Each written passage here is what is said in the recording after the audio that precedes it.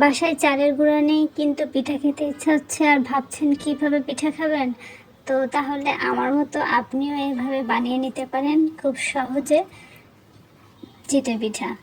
তো চলুন দেখে নিই আমি চিতই পিঠাটা কিভাবে বানিয়েছিলাম।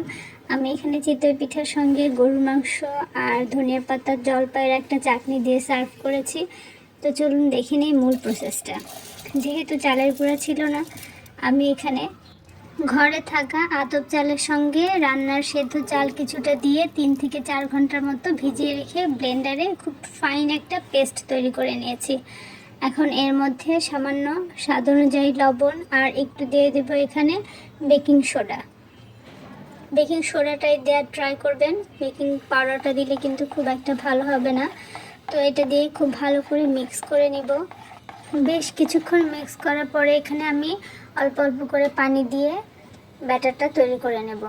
তো এখানে ব্যাটারটা তৈরি করার জন্য আমি এখানে গরম পানি, যেটা মোটামুটি তাপমাত্রা একদম হালকা গরমও না আবার একদম ফুটানো গরমও না, মিডিয়াম একটা টেম্পারেচারের পানি দিয়ে হালকা হালকা করে পানিটা অ্যাড করব আর ব্যাটারটা তৈরি করে নেব। তো দেখতে পাচ্ছেন আমি অল্প অল্প করে পানি দিয়ে খুব সুন্দর একটা ব্যাটার তৈরি করে নিয়েছি। এখন এটাকে আরও কিছুক্ষণ নেড়ে এটা বেশ কিছুক্ষণ নাড়তে হবে। ব্যাটার মিক্স করাটা যত ভালো হবে পিঠাটাও কিন্তু তত ভালো হবে আর ভালো ফুলে উঠবে। তো এটা বেশ কিছুক্ষণ নেড়ে এভাবে মেখে আমি হাফ অ্যান আওয়ারের মতো একটু ঢেকে রেখে দেব। এর মধ্যে আমি পিঠার ছাঁচটা গরম করে নিয়েছি। এটা দেখতে পাচ্ছেন হালকা ধোয়া উঠছে, বেশ ভালো একটু গরম হলে তারপরে পিঠাগুলো দিব, তাহলে পিঠাগুলো আর লেগে যাবে না। আমি এখন যেহেতু বাসায় সন্ধ্যার নাস্তার জন্য আমি বানিয়েছিলাম, খুব অল্প পরিমাণে বানিয়েছি। তো এভাবে অল্প অল্প করে সবগুলো পিঠা বানিয়ে নিচ্ছি। শীতকালে আসলে যখন তখনই পিঠা খেতে ইচ্ছা হয়, আর সব সময় ঘরে চালের গুঁড়া না থাকলে এভাবে চিতই পিঠাটা বানিয়ে নিতে পারেন। এটা কিন্তু দুধ চিতই বানালেও খুব ভালো ভিজে যায়, পিঠাটা শক্ত থাকে না।